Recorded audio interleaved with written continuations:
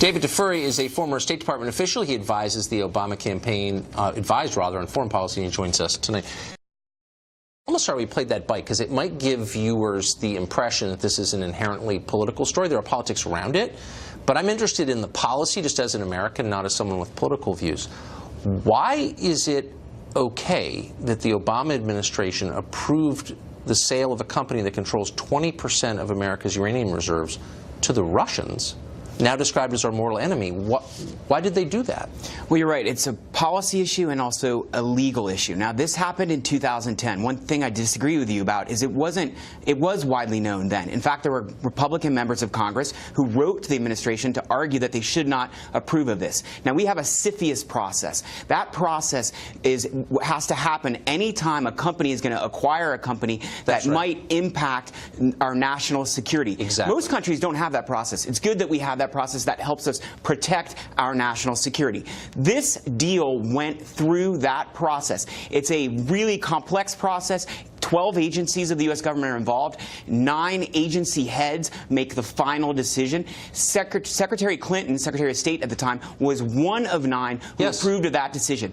I believe that was a bad policy decision back then, but that was 2010. Right now, it's quite different. The situation with Russia is much more extreme, and Russia poses a much more significant threat to our security. That may or may not be true, but for the sake of the debate, I will concede your point and say that Russia is a greater threat than in the past. I don't believe that, but I know that you do. Given that, how horrifying must it be for you to read what's happened to that uranium that the Obama administration allowed the Russians to control? You have in the New York Times a Wyoming landowner on whose land some of these uranium deposits sit, saying, I'm watching trucks come into my property, routinely pack uranium into drums, and truck off to a processing plant abroad. Uranium One, this company has no export license to take that uranium country. It's winding up off this continent. You know exactly where it's going, to places that are dangerous to the United States. And that's all because the Obama administration, with Hillary Clinton as Secretary of State, allowed this to happen. Why isn't that considered shameful? Well, you're right. We have to be concerned about the export of uranium. But I think you've overstated. Concerned? How about terrified? You've overstated what the New York Times article says. Well, it says it states that there was one export of uranium. It went to Canada. And by the way, no, I'm reading it right here. No, I'm sorry. Let me just correct it as a factual matter. I'm quoting now. A uranium spokeswoman, Donna Wickers, said that 25% had gone to Western Europe and Japan. So we know that 25% of this uranium we don't actually have any proof that it went to Western Europe and Japan. We know it left the continent.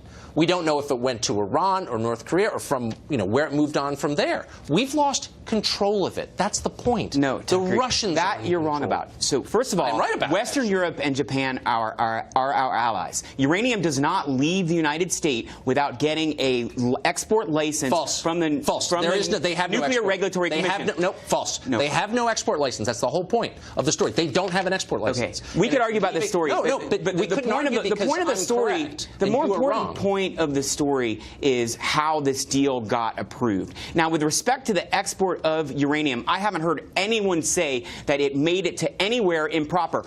In one place, that's not true. In one situation, it went to Canada, and it was the trucking company that had the export license. And it's important for you to understand. There is no export license to take this uranium out of this country, but we don't control it. The Russians do, because the Obama people and Hillary Clinton allowed this to happen. And if you think the Russia scandal is indeed a scandal, and you do, and you've argued it here, then how is this not a scandal of a much grander magnitude? This is a huge deal that threatens our national security, but nobody seems to care because it's Obama. But let's be real. But then if this is a scandal, it's a scandal for the Trump administration, because that means the Trump administration, during the Trump administration, this uranium is leaving the country without having proper licenses. They ought to shut this down right now. I couldn't agree with you more. So that you should be arguing against the Trump administration. I'm arguing that anybody who's allowing this is in the wrong, and it's a threat to us. But the genesis of this, and it's ongoing to this day, is this deal. Now, the Clintons took, through their foundations, over $100 million from investors in this uranium company. How is that not quid pro quo? I don't understand. It's a deal that you yourself say was a bad deal. They approved it. The Clintons took over $100 million during that period. Why is that not an actual scandal, not a nonsense DC scandal? Let's break that down. The Clintons did not take $100 million. $100 million went in charitable donations to the Clinton Foundation. And the Clinton Foundation used that money for charitable purposes. We don't know what they used it for. That's not true. We have their tax returns. No, actually, we don't. I've actually reviewed their tax returns. Okay.